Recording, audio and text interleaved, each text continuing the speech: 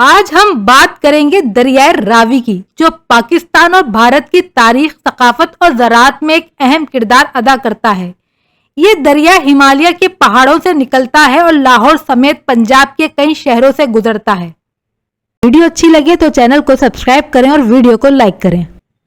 तारीखी दौर में भी ये दरिया लाहौर के करीब बहा करता था और कभी शाही किले की दीवारों को छूता हुआ गुजरता था। आज भी इसका बहाव पाकिस्तान की ज़रई निजाम की रीढ़ की हड्डी है। दरियाए रावी भारतीय रियासत हिमाचल प्रदेश के जिला चंबा के पहाड़ी इलाकों से निकलता है। ये वस्ती हिमालय के ग्लेशियर से जन्म लेता है और तकरीबन 720 किलोमीटर का तवील सफर तय करता है। भारतीय पंजाब से गुजरता हुआ ये दरिया पाकिस्तान में दाखिल होता है, शादरा और बलोकी के करीब बहता है और आखिरकार दरियाए चनाब में जा मिलता है। दरियाए रावी का कदीम नाम इरावती था, जबकि हिंदू रिवायत में इसे प्रोशनी के नाम से भी याद किया गया है। इस दरिया के किनारे लाहौर जैसा तारीखी शहर आबाद हुआ और ये गुरु नानक देव जी, वारिस शाह और कई दीगर बुजुर्गों से मुंसलिक रहा। रावी की गुजरगाहें कदीम तहजीबों, अहम जंगों और तारीखी शहरों की दास्तानों से जुड़ी हुई है। 1960 में पाकिस्तान और भारत के दरमियान सिंध तास आबी मुआहदा, जिसे इंडस वाटर ट्रेटी भी कहते हैं, यह तय पाया, जिसके तहत दरियाए रावी, दरियाए सतलज और दरियाए ब्यास का पानी भारत के हिस्से में दिया गया।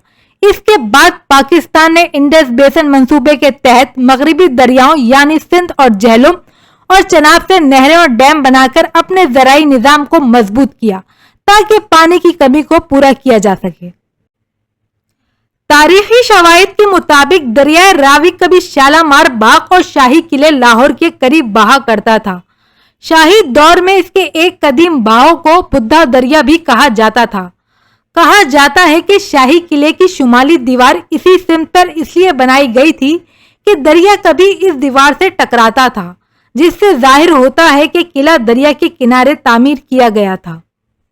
1988, 1993, 1995, 96 और 97 में शदीद सैलाबी सूरतों ने रावी को अपनी असल सिम से हटाकर लाहौर के तारीखी इलाकों से गुजरते हुए एक मुख्तलिफ कोर्स अख्तियार करने पर मजबूर किया। इस बहाव ने कभी कभार किले और गिरदोनवा को खतरे में भी डाल दिया था। माजी में दरियाए रावी लाहौर के बीचों बीच बहा करता था। तकरीबन 38 साल पहले 1987 में यह दरिया शदीद सैलाबी सूरत हाल इख्तियार करके शहर में दाखिल हुआ और शाही किला, शालामार बाग जैसे तारीखी मुकामात के करीब से गुजरा। रावी का अमूमी रास्ता हमेशा से अमृतसर के जुनूब से गुजरकर लाहौर आता है और फिर दरियाए चनाब में जा मिलता था।